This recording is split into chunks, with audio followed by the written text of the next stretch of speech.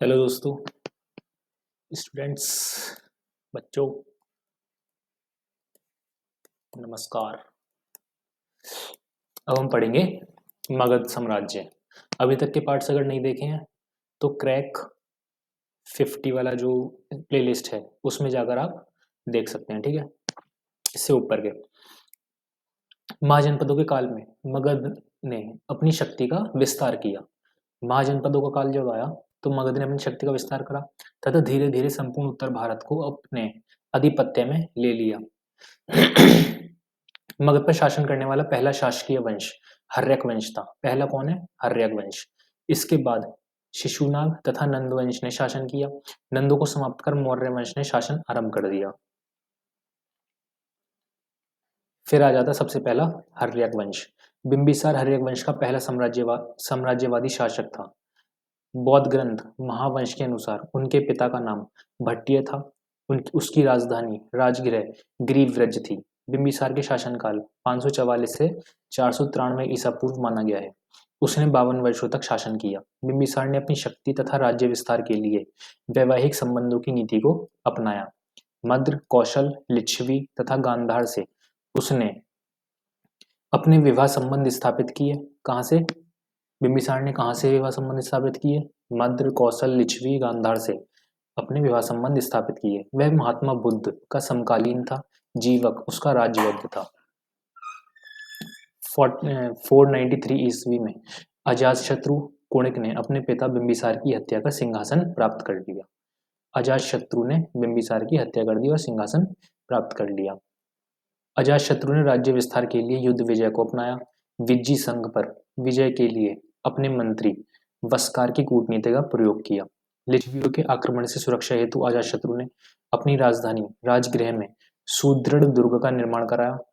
उज्जैन जैन धर्मावलंबी था। अजातशत्रु ने रथ, मूसल तथा महाशिलाकंठक जैसे हथियारों का इस्तेमाल युद्ध में किया। उसने वैशाली को मगध साम्राज्य का हिस्सा बनाया। अजातशत्रु के बाद उसका पुत्र उज्जैन शासक बना।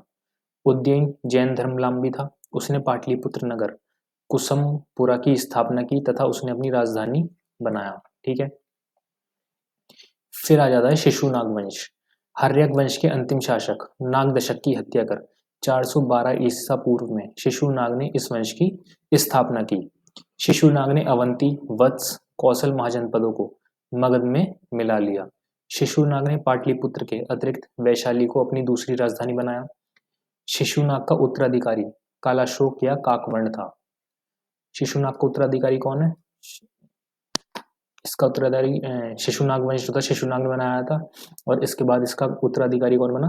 कालाशोक या फिर काकवर्ण। ठीक है। उसके समय द्वितीय बौद्ध संगति का आयोजन वैशाली में हुआ। कालाशोक के समय में सेकंड बौद्ध संगति का आयोजन हुआ। नंदवंश शिशुनाग वंश के अंतिम शासक नंदीवर्धन की हत्या कर महापदम नंद वंश की नींव रखी। बौद्ध ग्रंथ महाबोधि वंश में उसे अग्रसेन कहा गया। पुराणों में महापद्म नंद को छत्रांतक एकराट कहा गया। पुराणों में खारवेल के हाथी गुम्फा अभिलेख में उसके कलिंग विजय का उल्लेख है। उसने तत्कालीन राज्यों को जीतकर मगध को विशाल साम्राज्य में बदल दिया। फिर आ जाता है घनानंद। घनानंद नंद वंश का अंतिम शासक था। किसका? नंद वंश का अंतिम शासक था। यह सिकंदर का समकालीन था। इसके शासनकाल में पश्चिम उत्तर भारत पर सिकंदर का आक्रमण हुआ। घनानंद के शासन के दौरान जनता के असंतोष का लाभ उठाकर चंद्रगुप्त मौर्य ने चाणक्य की सहायता से मगध पर अधिपत्य कायम किया। मगध के उत्थान के कारण मगध 16 महाजनपदों में से एक था, जिसके शासकों ने संपूर्ण उत्तर भारत तथा दक्षिण भारत के कुछ हिस्सों पर साम्राज्य विस्तार कर इसे शक्ति का केंद्र बनाया। मगध के उत्थान के निम्नलिखित कारण विद्वानों द्वारा बताए जाते हैं। भौगोलिक स्थिति कैसी थी? गंगा व उसकी सहायक नदियों के मैदान में कृषि तथा वाणिज्य का अत्यधिक विस्तार हुआ। किस समय में? गंगा और उसकी सहायक नदियों के मैदान में कृषि और वाणिज्य का अत्यधिक विस्तार हुआ। गंगा सोन, पुनपुन नदियों के संगम पर स्थित होने के कारण पाटलिपुत्र एक जल दुर्ग था, जिसके कारण यह किसी शासक का आक्रमण करना आसान नहीं था। राजगृह भी सामरिक रूप से एक सुरक्षित स्थान था। उत्तर भारत में पाटलिपुत्र व्यापार का केंद्र था। उत्तर भारत में क्या था? पाटलिपुत्र व्यापार का केंद्र था, जिससे शासकों को आर्थिक समृद्धि का मौका मिला। ठीक है, फिर आ जाता है सैन्य संगठन। मगध साम्राज्य की राजधानी के निकट उस समय घने जंगल थे। सेना संगठन कैसा था? जो मगध साम्राज्य था उसकी राजधानी के निकट क्या थे? घने जंगल थे, जिनसे प्राप्त हाथियों का उपयोग सैन्य शक्ति को बढ़ाने में किया गया। हाथी मगध सेना की सबसे बड़ी शक्ति थी। जंगलों में अनेक लौह खदानें थीं, जिनसे लोहा प्राप्त होता था। लोहे का उपयोग अस्त्र शस्त्रों में किया जाता था, जबकि अन्य महाजनपदों में इसका अभाव था। ठीक है, फिर शासकों का योगदान। साम्राज्यवादी विचार के शासकों ने राज्य विस्तार को प्रोत्साहित किया। इस समय कूटनीति तथा सैन्य शक्ति दोनों का इस्तेमाल राज्य विस्तार में किया गया। साम्राज्य विस्तार का उत्साह अन्य क्षेत्रों से अधिक था। अनार्य तत्वों के प्रभाव से युद्ध के लिए तैयार जनसंख्या का उपयोग शासकों ने भरपूर किया। फिर आ जाते हैं विदेशी आक्रमण। भारत पर प्रथम विदेशी आक्रमण ईरान के हक्कामनी वंश के राजाओं ने किया था। भारत पर प्रथम विदेशी आक्रमण किसने किया था? ईरान के हक्कामनी वंश के राजाओं ने किया था। हक्कामनी शासक दारा प्रथम ने ही भारत पर पहला सफल आक्रमण किया था। ठीक है, फिर आ जाता है सिकंदर का आक्रमण। 326 ईसा पूर्व में सिकंदर ने भारत पर आक्रमण किया। वह यूनान के मकदूनिया का शासक था। सिकंदर ने 326 ईसा पूर्व में बलख बैक्ट्रिया को जीतने के बाद काबुल होते हुए हिंदू कुश पर्वत को पार किया। सिकंदर महान दार्शनिक अरस्तु का शिष्य था। सिकंदर के आक्रमण के समय पश्चिमोत्तर भारत में कई छोटे छोटे राजतंत्र गणराज्य स्थित थे। इसमें पोरस सबसे अधिक शक्तिशाली था, जो आम्भी तक्षशिला का शासक था। उसने सिकंदर से संधि कर ली। सिकंदर के आक्रमण के समय मगध पर नंदवंश के शासक घनानंद का शासन था। मगध पर नंदवंश के शासक घनानंद का शासक था। जनता में अलोकप्रिय होने के बावजूद उसकी सैन्य शक्ति प्रबल थी। पंजाब के शासक पोरस के साथ सिकंदर ने हाइडेस्पीच का युद्ध, झेलम का युद्ध लड़ा, जिसमें घायल होने के बाद पोरस को बंदी बना लिया। 326 ईसा पूर्व में व्यास नदी तक पहुंचकर सिकंदर के सैनिकों ने आगे बढ़ने से मना कर दिया। कहां पे? 326 ईसा पूर्व में व्यास नदी तक पहुंचकर सिकंदर के सैनिकों ने मना कर दिया। सिकंदर को सैनिकों के निर्णय के आगे झुकना पड़ा। 323 ईसा पूर्व में वापस यूनान जाते हुए बेबीलोन में सिकंदर की मृत्यु हो गई।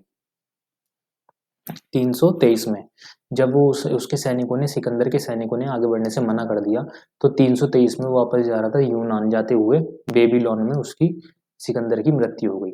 भारत के बड़े भाग पर मौर्य साम्राज्य स्थापित होने के कारण राष्ट्रीय एकता के एक नए युग का सूत्रपात हुआ। सिकंदर के आक्रमण के प्रभाव क्या हुए? सिकंदर के आक्रमण के बाद भारत तथा यूनान के बीच व्यापारिक और सांस्कृतिक संबंध कायम हुए। ठीक, भारत में कई स्थानों पर यूनानी बस्तियां स्थापित हुई। हिंद यवन राज्यों की स्थापना पश्चिमोत्तर भारत में हुई। भारतीयों को नक्षत्र शास्त्र का ज्ञान हुआ। किसका? नक्षत्र शास्त्र का ज्ञान हुआ। भारत ने सिक्कों को ढलाई करना सीखा। भारतीय स्थापत्य शिल्प कला पर यूनानी प्रभाव देखने को मिला। फिर आ जाता है मौर्य साम्राज्य। चंद्रगुप्त मौर्य 322 से 298 ईसा पूर्व चाणक्य की सहायता से अंतिम नंद शासक घनानंद को अपदस्थ कर 322 ईसा पूर्व में चंद्रगुप्त मौर्य मगध का शासक बना। उसने मौर्य साम्राज्य की नींव रखी। साम्राज्य विस्तार के दौरान 305 ईसा पूर्व में चंद्रगुप्त मौर्य का संघर्ष यूनानी शासक सेल्यूकस निकेटर सिकंदर का सेनापति से हुआ, जिसमें सेल्यूकस की हार हुई। किससे हुआ? सेल्यूकस निकेटर से। सिकंदर का सेनापति था, सिकंदर के सेनापति से हुई, जिससे सेल्यूकस की हार हुई थी।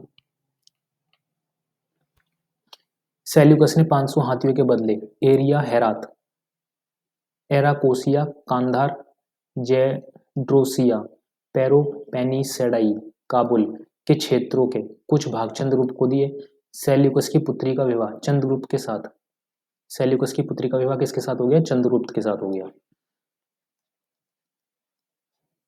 सेल्यूकस की पत्नी थी, उसका विवाह किसके साथ हुआ?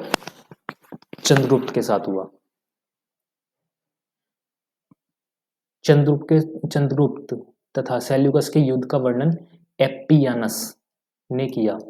सेल्यूकस ने चंद्रगुप्त मौर्य के दरबार में अपने राजदूत मैगस्थनीज को भेजा। सेल्यूकस ने क्या करा? चंद्रगुप्त मौर्य के दरबार में अपने राजदूत मैगस्थनीज को भेजा। मैगस्थनीज ने पाटलिपुत्र में रहते हुए इंडिका की रचना की। अब देखो, मौर्य साम्राज्य यहाँ तक था। साम्राज्य का विस्तार के दौरान 305 में चंद्रगुप्त मौर्य का इससे युद्ध हुआ।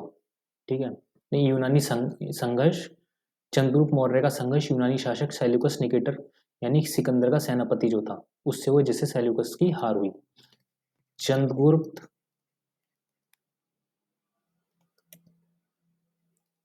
चंद्रगुप्त और सेल्यूकस, इनका युद्ध हुआ, इन दोनों का युद्ध हुआ। सेल्यूकस हार गया, इसने अपनी बेटी का विवाह चंद्रगुप्त से कर दिया। फिर जब इसका विवाह इससे हो गया तो बाद में सेल्यूकस ने अपना वो राजदूत कहाँ भेजा?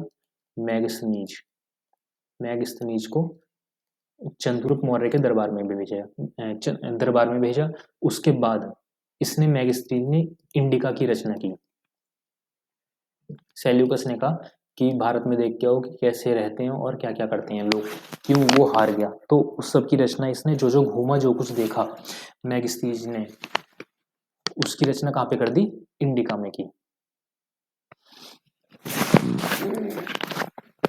फिर आ जाता है स्ट्रैबो तथा जस्टिन की रचनाओं में चंद्रगुप्त मौर्य को सैंड्रोकोटस कहा गया।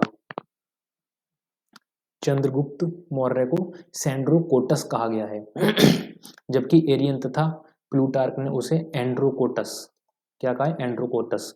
विलियम जोन्स ने सबसे पहले यह प्रमाणित किया कि सैंड्रोकोटस ही चंद्रगुप्त मौर्य है। मुद्रा राक्षस, विशाखा दत्त ने बनाई थी मुद्रा राक्षस में चंद्रगुप्त मौर्य के लिए वृषल और कुलहीन शब्द का प्रयोग हुआ है। चंद्रगुप्त मौर्य ने सौराष्ट्र, मालवा, अवंती के साथ सुदूर दक्षिण भारत के कुछ हिस्से मगध साम्राज्य में मिला लिया। चंद्रगुप्त के संबंध में धारणा: ब्राह्मण साहित्य शूद्र, बौद्ध तथा जैन साहित्य क्षत्रिय, मुद्रा राक्षस निम्न कुलोत्पन्न, जस्टिन साधारण कुल में उत्पन्न, विष्णु पुराण निम्न कुल में उत्पन्न। प्लूटार्क के अनुसार चंद्रगुप्त ने 6 लाख सैनिक लेकर संपूर्ण भारत को रौंद डाला।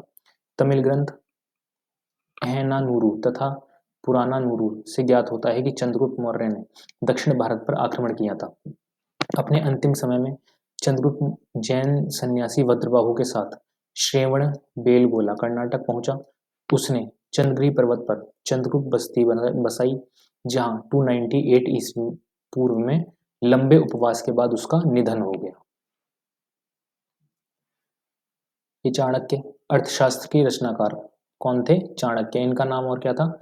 कौटिल्य ही चाणक्य हैं। इनका दूसरा नाम क्या था? कौटिल्य।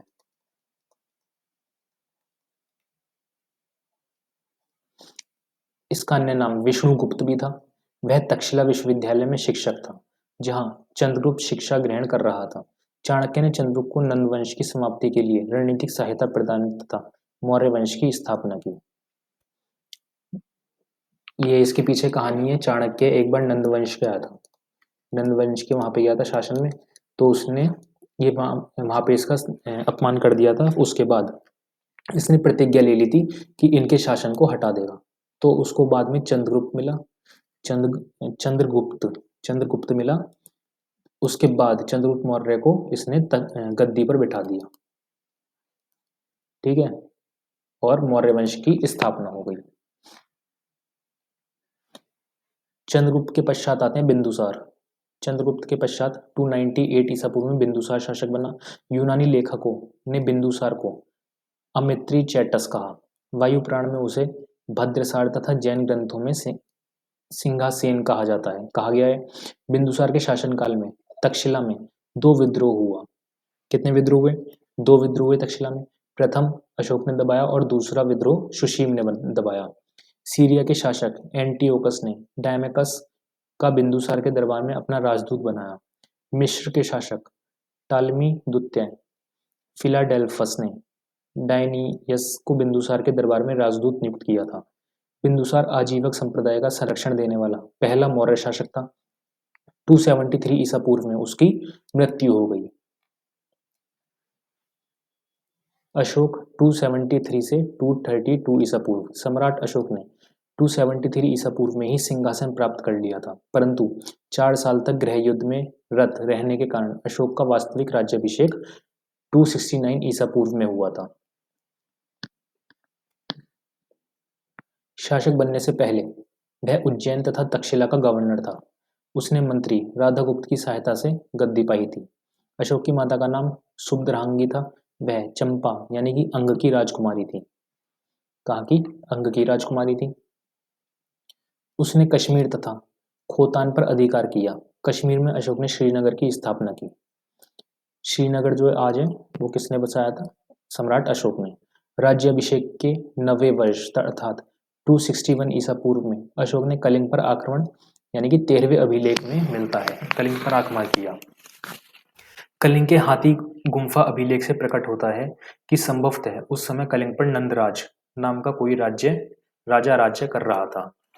कौन राज्य कर रहा था कलिंग पे? नंदराज। ठीक है। कलिंग युद्ध में व्यापक हिंसा के बाद उसने युद्ध विजय की जगह धम्म विजय को अपनाया तथा उपगुप्त नामक बौद्ध भिक्षु से बौद्ध धर्म की दीक्षा ली। बौद्ध धर्म अपनाने के बाद उसने बौद्ध धर्म का प्रचार प्रसार किया। उसने अपने पुत्र महेंद्र तथा पुत्री संघमित्रा को बौद्ध धर्म के प्रचार के लिए श्रीलंका भेजा। अशोक ने शासन के 10वें वर्ष में बोध गया तथा 20वें वर्ष में लुम्बिनी की यात्रा की। नेपाल की तराई में स्थित निगाली सागर में कनक मुनि के स्तूप को संवर्धित करवाया।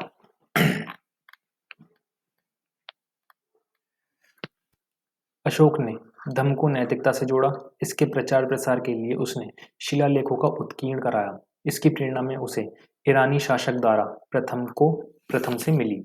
अशोक ने विहार यात्रा की जगह बौद्ध तीर्थ स्थलों की यात्रा तथा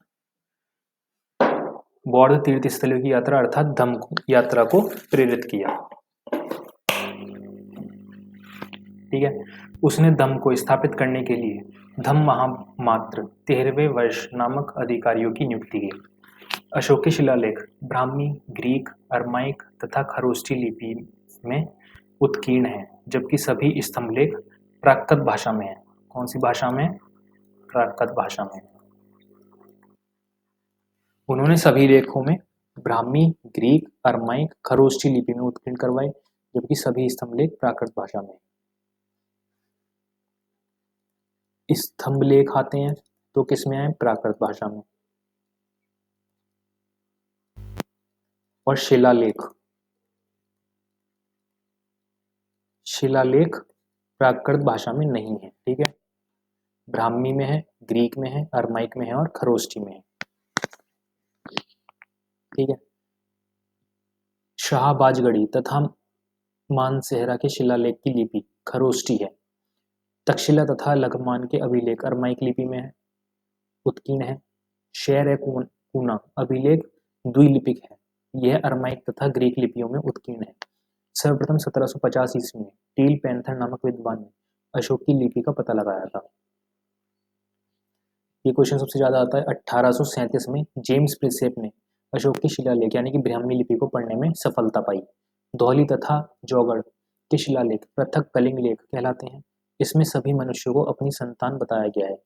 कौशाम्बी तथा प्रयाग के स्तंभ लेख में अशोक की रानी कारुवाकी के दान का उल्लेख है, इसलिए इन्हें रानी का लेख भी कहते हैं। कारुवाकी तीवर की माँ थी। अभिलेखों में केवल इसी रानी का उल्लेख है। ठीक है। अशोक के भाब्रू शिलालेख में धम्म का उल्लेख मिलता है। अशोक के बनाए गए स्तंभों का मुख्य भाग यष्टि के ऊपर कमल की आकृति, फलक और पशु आकृति। बासड़ के स्तंभ के ऊपर सिंह, सिंकंसा के ऊपर हाथी, रामपूर्वा पर बैल, लौटिया नंदगढ़ पर सिंह तथा सांची और सारनाथ के स्तंभों के ऊपर एक साथ 4 सिंहों की आकृति मंडित की गई है। सांची, सारनाथ, तक्षशिला स्थित धर्मराज्य का स्तूप अशोक ने बनवाया। बराबर की पहाड़ियों में उसने आजीवक सन्यासियों के लिए गुफाओं, सुदामा, कर्ण, चौपड़, विश्व झोपड़ी का निर्माण करवाया। अशोक ने लगभग 84,000 स्तूपों का निर्माण करवाया। 14 शिलालेखों के अतिरिक्त अशोक ने 13 लघु शिलालेख, 7 स्तंभ अभिलेख, कई अन्य अभिलेखों का उत्कीर्ण करवाया है। अशोक के बाद कुणाल, दशरथ, संप्रति, शालीशुक, देववर्मा, बृहद्रथ मौर्य शासक हुए। बृहद्रथ अंतिम मौर्य शासक था। पुष्यमित्र शुंग ने बृहद्रथ की हत्या कर शुंग वंश की नींव रखी। पुष्यमित्र शुंग ने बृहद्रथ की हत्या करके किसकी नींव रखी? शुंग वंश की। ठीक है। 14 शिलालेख हैं। पहला शिलालेख पशु बलि की निंदा की गई है। दूसरे शिलालेख में अशोक ने मनुष्य एवं पशु दोनों की चिकित्सा व्यवस्था का उल्लेख किया है। चोल, चेर, पांड्य, ताम्रपणी, केरल पुत्र, सतीय पुत्र राज्यों का उल्लेख है। फिर तीसरा शिलालेख राज्य के अधिकारियों को यह आदेश दिया गया है कि वे हर 5वें वर्ष के उपरांत दौरे पर जाएं। इस शिलालेख में कुछ धार्मिक नियमों का उल्लेख भी किया गया है। चौथा शिलालेख बहरी घोष की जगह धर्म घोष की घोषणा की गई है। पांचवा शिलालेख धर्म महामात्रों की नियुक्ति के विषय में जानकारी मिलती है। छठा शिलालेख आत्मनियंत्रण की शिक्षा दी गई है। प्रजा सदैव राजा से मिल सकती है। सातवां शिलालेख सभी संप्रदायों के लिए संयोगता की बात कही गई है। आठवां शिलालेख अशोक की धर्म यात्राओं का उल्लेख किया गया है। फिर आ जाता है नवा शिलालेख विभिन्न प्रकार के समारोह की निंदा किंतु सच्चे शिष्टाचार का उल्लेख है। 10वां शिलालेख ख्याति एवं गौरव की निंदा। 11वां शिलालेख धर्म की व्याख्या की गई है। 12वां शिलालेख स्त्री महामात्रों की नियुक्ति एवं सभी प्रकार के विचारों के सम्मान की बात कही गई है। 13वां शिलालेख कलिंग युद्ध का वर्णन एवं अशोक के हृदय परिवर्तन की बात कही गई है। इसमें पड़ोसी राजाओं का वर्णन है। फिर 14वां शिलालेख अशोक ने जनता को धार्मिक जीवन बिताने में प्रेरित किया है। मौर्य का प्रशासन कैसा था? कौटिल्य ने राज्य के सप्तांग सिद्धांत के 7 अंग निर्दिष्ट किए हैं। राज्य, राजा, मंत्री, मित्र, कर और ऋषि, गोकर और कीश, सेना और दुर्ग। कौटिल्य के अनुसार शासक को परामर्श देने के लिए 2 सभाएं थी, मंत्री सभा और मंत्री परिषद। मंत्री सभा में सदस्यों की संख्या 3 से 12 तक होती थी, जबकि मंत्री परिषद में सदस्यों की संख्या 12, 16 और 20 होती थी। मंत्री परिषद के सदस्यों के चुनाव में उनके चरित्र की भली भांति जांच की जाती थी, जिससे उपाधा परीक्षण कहा जाता था। मौर्य प्रशासन के शीर्षस्थ अधिकारियों को तीर्थ कहा जाता था। तीर्थों की संख्या 18 थी। विभिन्न विभागों के प्रमुख अध्यक्ष कहा जाता था। अर्थशास्त्र में 26 अध्यक्षों की चर्चा मिलती है। अध्यक्षों के अधीन युक्त तथा उपयुक्त नामक कर्मचारी होते थे। अशोक के समय मौर्य प्रांतों की संख्या 5 थी। प्रांतों का प्रशासक कुमार मात्य अथवा आर्यपुत्र था। मौर्य प्रांत प्रांत राजधानी प्रांत राजधानी उत्तरापथ तक्षशिला, अवंती, उज्जैनी, कलिंग, कौशल। दक्षिणापथ सुवर्णगिरी, प्राची, पूर्वी, पाटलिपुत्र। कुमार मात्य की सहायता के लिए युक्त, राजुक, प्रादेशिक इत्यादि अधिकारी नियुक्त होते थे। मौर्य प्रशासन का स्तरीय खंड साम्राज्य, प्रांत, आहार या विषय, स्थानीय 800 ग्रामों का समूह, द्रोणमुख 400 ग्रामों का समूह, खार्वटिक 200 ग्रामों का समूह, संग्रहण 100 ग्रामों का समूह। ग्राम प्रशासन की सबसे छोटी इकाई प्रादेशिक मंडल का अधिकारी था, युक्त राजस्व अधिकारी था, स्थानिक जिलों का अधिकारी तथा गोप एवं ग्रामीण प्रशासन से जुड़े थे। मैगस्थनीज ने नगर प्रशासन का वर्णन इंडिका में किया है। इसके अनुसार नगर का प्रशासन 30 सदस्यों का एक मंडल कराता था, जो 6 समितियों में विभक्त था। प्रत्येक समिति में 5 सदस्य होते थे। नगरीय समिति एवं कार्य समिति और कार्य प्रथम उद्योग शिल्पों का निरीक्षण, द्वितीय विदेशियों की देखरेख, तृतीय जन्म मरण का लेखा जोखा, चतुर्थ व्यापार और वाणिज्य, पंचम निर्मित वस्तुओं का विक्रय का निरीक्षण, छठी बिक्री कर वसूल करना। ठीक है। नगरों में 2 प्रकार की समितियां थी, सैन्य और सामान्य प्रशासन। एग्रोनोमी मार्ग निर्माण का अधिकारी था। संस्था और संचार गुप्तचर व्यवस्था के अंग थे। संस्था गठित होकर कार्य करते थे, जबकि संचरा स्टेबो ने गुप्तचरों को निरीक्षक तथा श्रीयस कहा है। अर्थशास्त्र में इन्हें गूढ़ पुरुष कहा गया है। कंटक शोधन फौजदारी तथा धर्म स्थायी दीवानी न्यायालय थे। कंटक शोधन का अधिकारी प्रदेष्टा कहलाता था। नगर व्यावहारिक न्यायाधीश होते थे। राजुक जनपदीय न्यायालय के न्यायाधीश होते थे। कौन होते थे? राजुक। जमीन की पैमाइश भी देखते थे। राज्य की आय का मुख्य साधन भू राजस्व था। यह कुल उपज का 1/6 भाग था। कितना था? 1/6 भाग हिस्सा होता था। भूमि कर को भाग कहा जाता था। विष्टि एक प्रकार का बेगार कर था। बिना वर्षा के अच्छी खेती वाली भूमि अदेव मात्रक थी, जबकि बलि एक धार्मिक कर था। ठीक है। व्यापार की देखरेख करने वाला अधिकारी पर्णयाध्यक्ष कहलाता था। राजकीय भूमि की देखभाल करने वाला सीताध्यक्ष कहलाता था। उदक भाग मौर्य काल में वसूल किया जाने वाला सिंचाई कर था। एरियन में हमें बताता है कि भारतीय व्यापारी मुक्ता बेचने के लिए यूनान के बाजारों में जाते थे। अशोक ने तौसिली उज्जैन तक्षशिला के अधिकारियों के चक्रवत स्थानांतरण की परिपाटी चलाई। वस्त्र उद्योग मौर्य काल का महत्वपूर्ण उद्योग था, किंतु वह राज्य द्वारा संचालित होता था। राजकीय टकसाल के अधिकारी को लक्षणाध्यक्ष कहा जाता था। मुद्राओं के परीक्षण का अधिकारी रूपदर्शक था। मौर्य सेना 6 भाग में विभाजित थी। नौसेना, यातायात, पैदल सेना, घुड़सवार सेना, रथ सेना और गज सेना। युद्ध क्षेत्र में सेना का संचालन करने वाला नायक होता था। नवाध्यक्ष युद्ध पोतों के अतिरिक्त व्यापारिक पोतों का अध्यक्ष होता था। अंतपाल दुर्गों का अध्यक्ष होते थे। मौर्य काल में सर्वोच्च अधिकारियों को 48,000 पर्ण वार्षिक तथा सबसे नीचे दर्जे के अधिकारियों को कुल मिलाकर 60 पर्ण मिलते थे। कितने मिलते थे? 60 पर्ण। ठीक है। समाज में वैश्यवृत्ति की प्रथा प्रचलित थी। इसे राजकीय संरक्षण प्राप्त था। स्वतंत्र रूप से वैश्यवृत्ति करने वाली स्त्रियां रूपा जीवा कहलाती थी। मौर्य काल में प्रवाहन एक प्रकार के सामूहिक समारोह थे, जिनमें भोज्य और पेय पदार्थों को प्राचुरता से उपयोग किया जाता था। नगर में अनुशासन रखने तथा अपराधी मनोवृत्ति के दमन करने हेतु पुलिस व्यवस्था थी। इन्हें रक्षण कहा जाता था। मौर्य राजप्रसाद के चारों ओर लकड़ी की दीवार थी, जिसमें 64 द्वार 570 बुर्ज थे।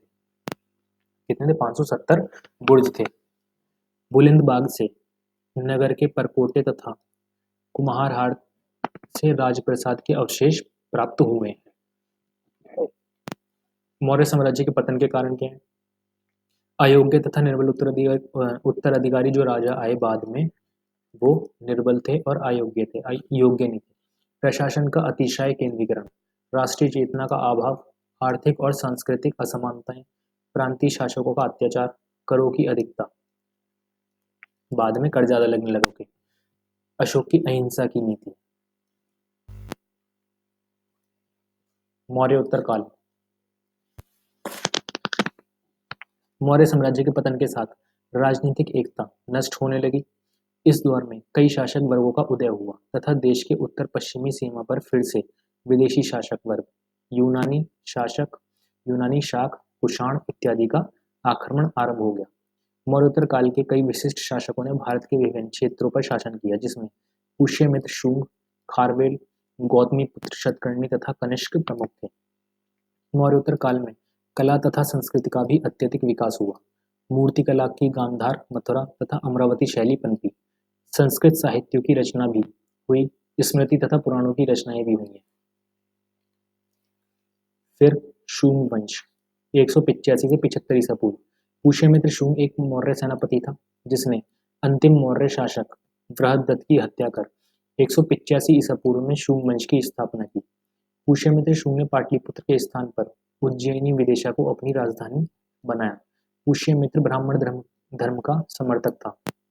उसने अपने पुरोहित पतंजलि की सहायता से 2 बार अश्वमेध यज्ञ किया। ठीक है। मंजूश्री, मूलकल्प तथा दिव्यावादन जैसे बौद्ध ग्रंथों में उसे पाटलिपुत्र के कुट्टारामविहार स्तूपों को नष्ट करने वाला बताया गया। पुष्यमित्र शुंग का उत्तराधिकारी अग्निमित्र था। कालिदास की रचना मालविका मित्रम अग्निमित्र शुंग के जीवन पर आधारित नाट्य रचना है। अग्निमित्र के पुत्र वसुमित्र ने इंडो यूनानी शाक मिन्नाडार को पराजित किया। अग्निमित्र के पुत्र ने अग्निमित्र के पुत्र जो था, कौन था अग्निमित्र का पुत्र? वसुमित्र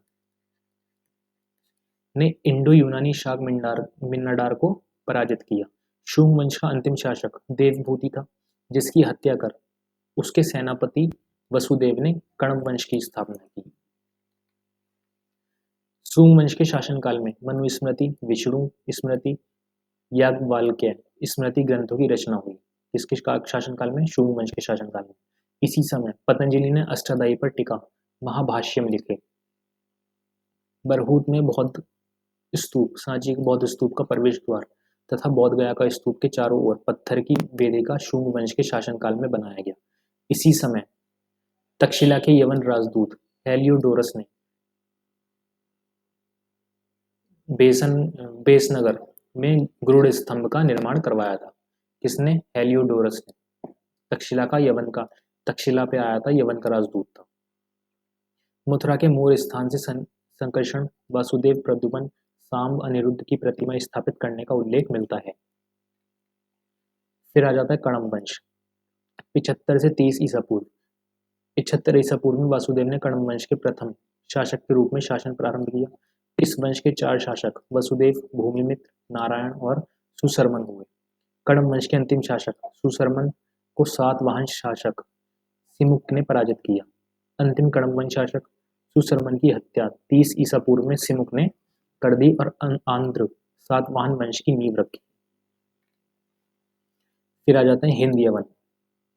हिंद यवन सेल्यूकस द्वारा स्थापित पश्चिमी तथा मध्य एशिया के विशाल साम्राज्य को एंटियोकस प्रथम ने अक्षुण्ण रखा, किंतु एंटिओकस द्वितीय के समय अनेक प्रांत स्वतंत्र हो गए। इन्हीं में से बैक्ट्रिया के शासक डेमेट्रियस ने भारत पर 190 ईसा पूर्व में आक्रमण कर अफगानिस्तान, पंजाब, सिंध के बड़े भूभाग पर अधिकार कर शाकाल को अपनी राजधानी बनाया। इसे हिंद यूनानी राज्य कहा जाने लगा। ठीक है। इन्हीं हिंद यूनानी शासकों में मिन्नाडार का नाम उल्लेखनीय है, जिसने नागसेन से बौद्ध धर्म की दीक्षा ली, जो मिलिंद पनाहु ग्रंथ में संकलित है। किसमें है? मिलिंद पनाहु ग्रंथ में। भारत में सबसे पहले हिंद यूनानियों ने सोने के सिक्के जारी किए। फिर आ जाता है गार्गी संहिता। गार्गी संहिता एक ज्योतिष ग्रंथ है, जिसकी रचना कात्यायन ने की थी। इस रचना में यवन आक्रमण का उल्लेख मिलता है। इसमें बताया गया है कि यवन आक्रांता, साकेत, पांचाल, मथुरा को जीतते हुए कुसुमध्वज पाटलिपुत्र तक पहुंच गए। फिर आ जाता है शाक और पल्लव।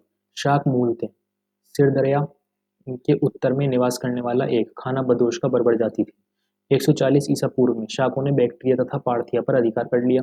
धीरे धीरे पश्चिमी प्रदेशों से यवनों को समाप्त कर तक्षशिला, मथुरा, महाराष्ट्र, उज्जैनी में शाकों की भिन्न भिन्न शाखाएं स्थापित की गई।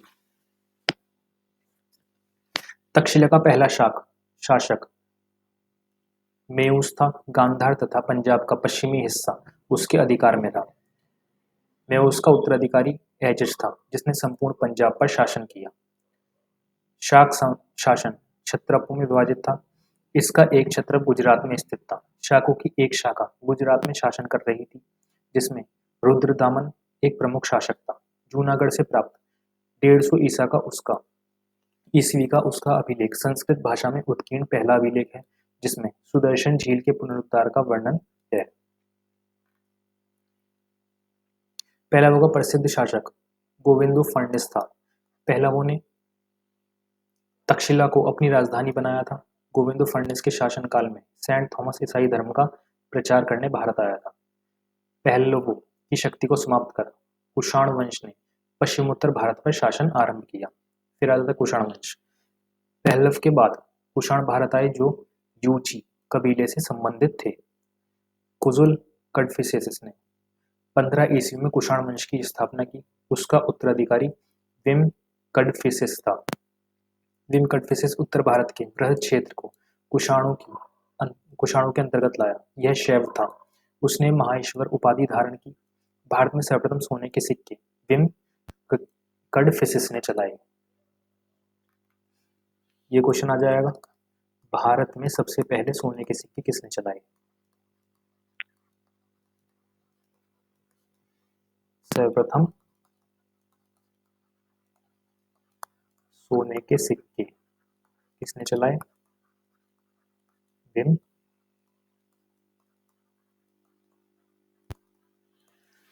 कडफिसेस ने। कनिष्क 78 ईस्वी में भारत का शासक बना। वह बौद्ध धर्म के महायान संप्रदाय का अनुयायी था। उसने पुरुषपुर को अपनी राजधानी बनाया तथा राज्यारोहण के वर्ष से शाक संवत का आरंभ किया।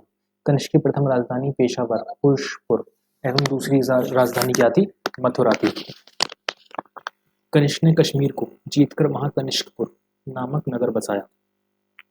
कनिष्क ने बौद्ध धर्म, संस्कृत भाषा तथा भारतीय कला संस्कृत को अत्यधिक प्रोत्साहित किया। उसके दरबार में नागार्जुन, चरक, अश्वघोष, वसुमित्र जैसे विद्वान रहते थे। अन्य विद्वानों में पार्श्व, संरक्षक, मत्रचेट प्रमुख थे। कनिष्क के शासनकाल में चतुर्थ बौद्ध संगति कश्मीर के कुंडलवन में आयोजित की गई, जिसकी अध्यक्षता वसुमित्र ने की तथा उपाध्यक्ष अश्वघोष थे। अध्यक्ष कौन थे? वसुमित्र और उपाध्यक्ष अश्वघोष। कनिष्क ने महाराज राजाधिराज देवपुत्र की उपाधियां धारण की। कनिष्क के बाद विशिष्ट, हुविष्क, कनिष्क द्वितीय तथा वासुदेव शासक थे। कनिष्क के उत्तराधिकारी हुविष्क 106 से 138 ईस्वी के समय कुषाण शक्ति का प्रमुख केंद्र पेशावर से हटकर मथुरा बन गया था। यह वैष्णव था। कनिष्क के कुल का अंतिम महान शासक वसुदेव था। उसके सिक्कों पर शिव की आकृति मिली है, जिससे उसके यूनानी संपर्क से दूर होने की पुष्टि होती है। ठीक है।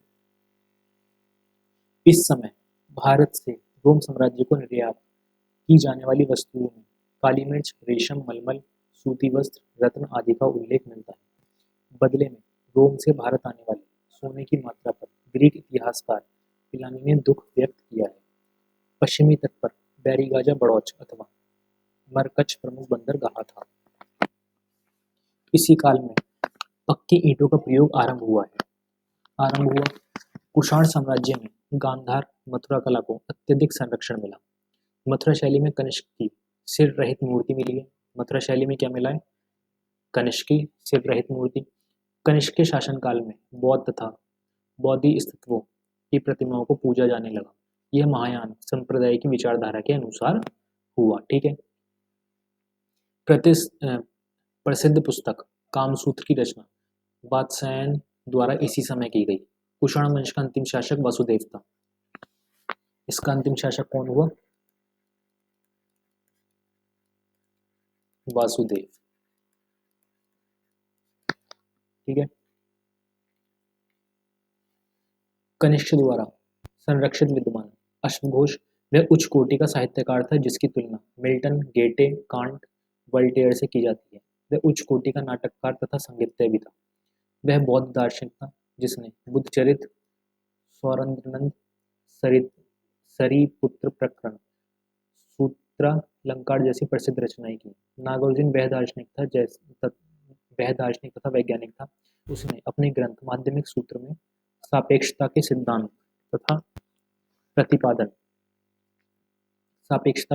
का प्रतिपादन किया।